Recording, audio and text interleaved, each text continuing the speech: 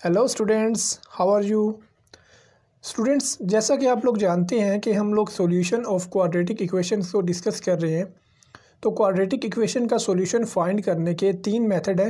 Number 1 factorisation method है और number 2 completing square method है।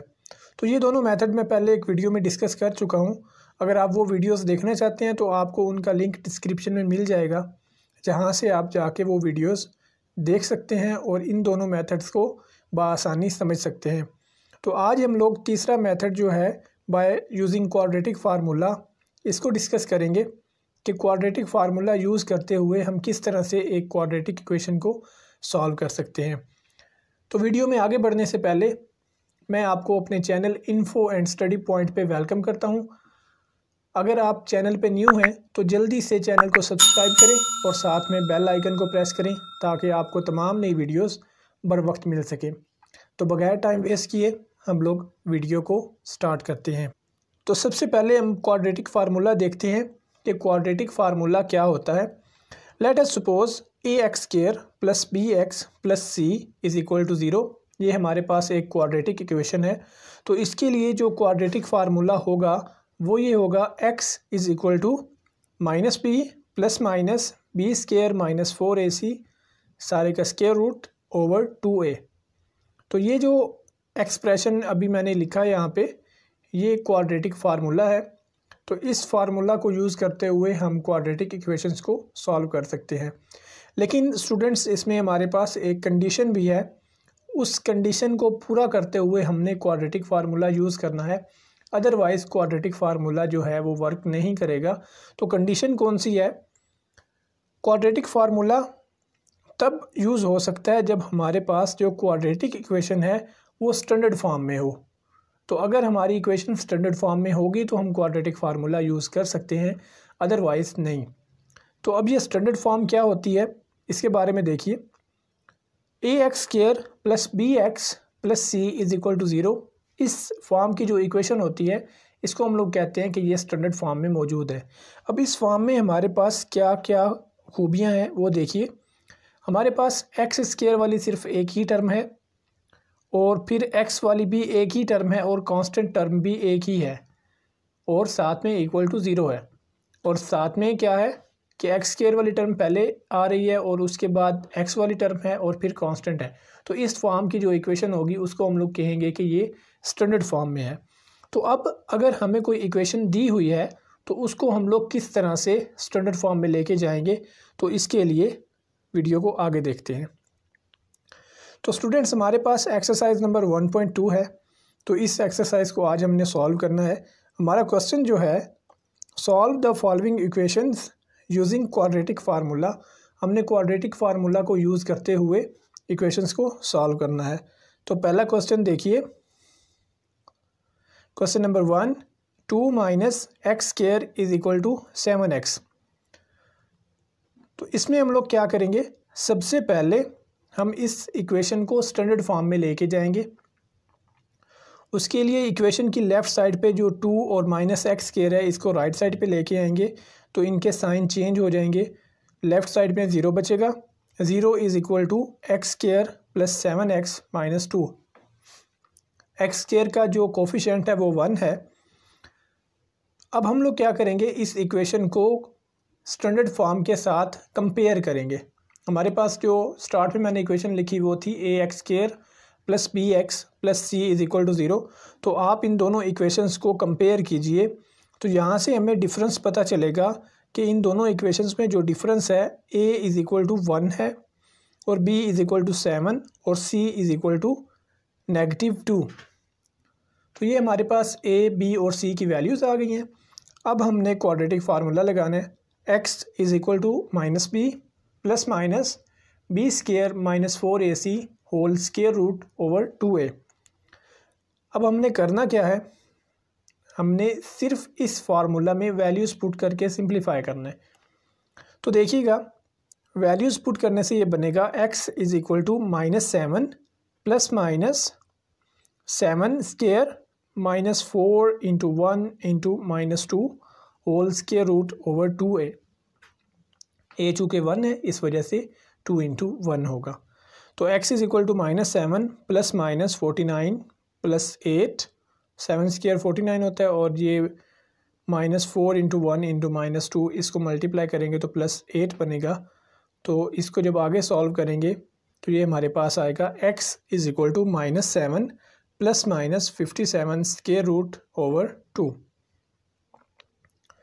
नेक्स्ट क्वेश्चन को देखिए, question number 2, 5x square minus 8x plus 1 is equal to 0। तो ये इक्वेशन पहले ही स्टैंडर्ड फॉर्म में दी हुई है, तो इसको हम a, b और c की वैल्यूज डिटरमिन करने के लिए इस्तेमाल करेंगे।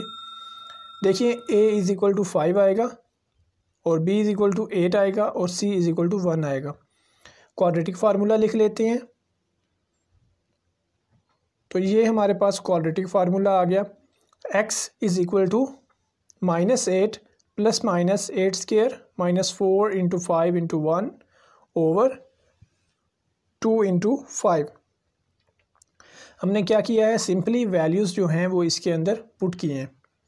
तो नेक्स्ट सिंप्लीफाई करते हैं, x is equal to -8 plus -64 -20 whole square root over 10। So x is equal to -8 plus -44 over 10। Next step देखिए, x is equal to -8 plus -4 into 11, जो हमारे पास 44 था, इसके हमने दो पार्ट्स बना दिए, 4 into 11 whole square root over 10। x is equal to -8 plus -2, जो स्क्वायर रूट के अंदर 4 था उसका स्क्वायर रूट लेंगे तो 2 आएगा, तो वो 2 जो है स्क्वायर रूट से बाहर आ जाएगा, और 11 जो है वो स्क्वायर रूट के अंदर ही रहेगा over 10। x is equal to, अब हम क्या करेंगे, यहाँ से पूरे एक्सप्रेशन में से 2 कॉमन ले लेंगे। x is equal to 2 into -4 plus -11 square root over 10। Simplify करेंगे तो 2 1 द 2 एंड 2 5 द 10, तो ये हमारे पास बनेगा x is equal to -4 plus -11 square root over 5। तो यही जो है इस क्वेश्चन का सॉल्यूशन है। क्वेश्चन नंबर 3 देखिए, सबसे पहले हम इस इक्वेशन को क्या करेंगे, स्टैंडर्ड फॉर्म में लेके जाएंगे। तो आपने जब भी कोई क्वेश्चन सॉल्व करना है, सबसे पहले आपने यही देखना है कि क्या इक्वेशन हमें स्टैंडर्ड फॉर्म में दी हुई है या नहीं दी हुई। तो अगर इक्वेशन स्टैंडर्ड फॉर्म में नहीं दी हुई तो उसको स्टैंडर्ड फॉर्म में लेके जाना है। तो ये इक्वेशन स्टैंडर्ड फॉर्म में नहीं थी, तो इसको हम स्टैंडर्ड फॉर्म में जब लेके जाएंगे तो ये बनेगा square root 3x square plus x -4 into 3 square root is equal to 0।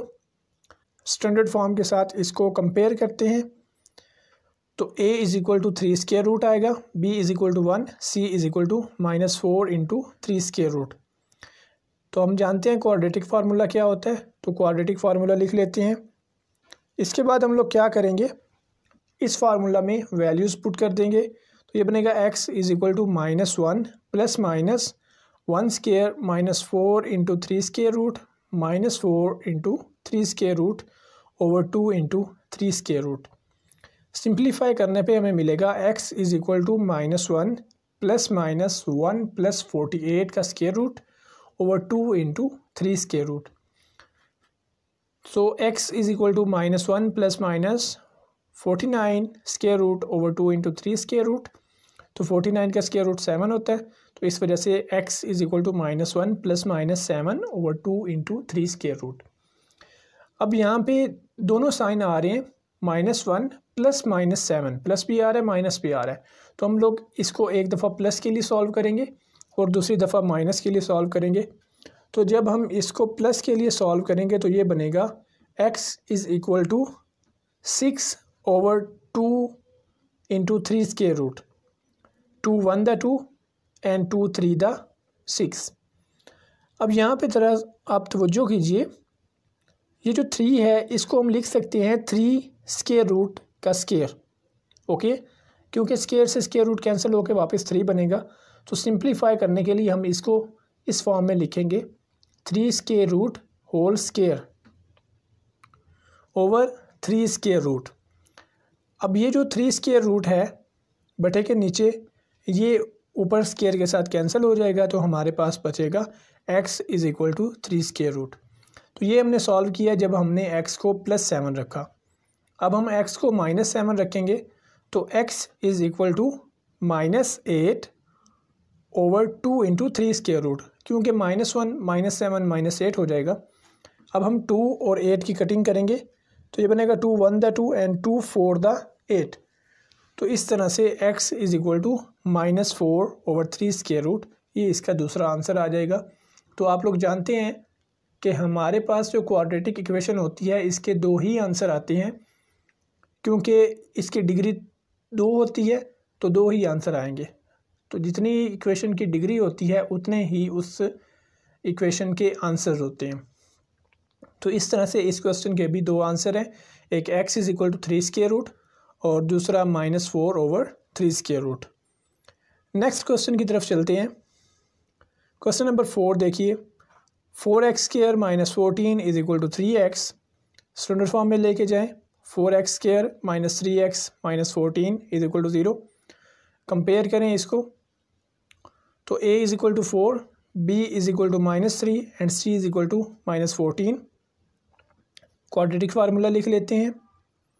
अब हम इसके अंदर वैल्यूज़ पुट करेंगे तो x is equal to minus into -3 plus -3 square -4 into 4 -14 whole square root over 2 into 4। इसको सिंप्लीफाई करेंगे तो ये बनेगा x is equal to 3 plus -9 plus 224 square root over 8। तो सिंप्लीफाई करने पे बनेगा x is equal to 3 plus -233 square root over 8। तो इसको मज़ीद सिंप्लीफाई नहीं किया जा सकता क्योंकि 233 स्क्वायर रूट जो है वो एक इरेशनल नंबर है, तो इसको हम लोग यहीं पे ही छोड़ देंगे। तो नेक्स्ट क्वेश्चन देखिए, 6x square -3 -7x is equal to 0। तो अगेन इसको स्टैंडर्ड फॉर्म में लेके जाएंगे। 6x square -7x -3 is equal to 0, ये स्टैंडर्ड फॉर्म बन गई। अब हम इसको कंपेयर करेंगे ax square plus bx plus c is equal to 0 के साथ। तो यहाँ से हमें a is equal to 6, b is equal to -7 and c is equal to -3 मिलेगा। क्वाड्रेटिक फार्मूला लिख लेते हैं और फिर इसके अंदर वैल्यूज़ भी पुट कर देते हैं। तो इस तरह से x is equal to 7 plus -49 plus 72 square root over 12। तो इसको जब हम सिंप्लीफाई करेंगे तो इस तरह से हमारे पास आंसर आएगा x equal to 7 plus -11 over 12। तो अगेन हम एक दफ़ा प्लस रख के सॉल्व करेंगे और दूसरी दफ़ा माइनस रख के सॉल्व करेंगे। तो जब हम प्लस रख के सॉल्व करेंगे हमारे पास बनेगा x is equal to 7 plus 11 over 12। तो x is equal to 18 over 12। तो इसको जब सिंप्लीफाई करेंगे तो यहाँ से हमें मिलेगा x इज़ इक्वल टू 3/2। तो जब हम माइनस रख के सॉल्व करेंगे फिर क्या बनेगा, x is equal to 7 minus 11 over 12। तो इस तरह से x is equal to -4 over 12। तो यहाँ से जब हम सिंप्लीफाई करेंगे तो बचेगा x is equal to -1 over 3। तो इसी के साथ हमारा ये क्वेश्चन कंप्लीट हो जाता है और इस क्वेश्चन के साथ साथ ही हमारी ये वीडियो भी कंप्लीट हो जाती है। बाकी की जो एक्सरसाइज है वो इंशाल्लाह नेक्स्ट वीडियो में सॉल्व करेंगे। तो उम्मीद करता हूँ कि आपको इन तमाम क्वेश्चंस की अच्छे से समझ आ गई होगी, लेकिन फिर भी अगर आपका कोई क्वेश्चन हो तो कमेंट सेक्शन में ज़रूर पूछिएगा और आपकी कोई राय हो तो वो भी ज़रूर दीजिएगा। मुझे आपके कमेंट्स का इंतज़ार रहेगा।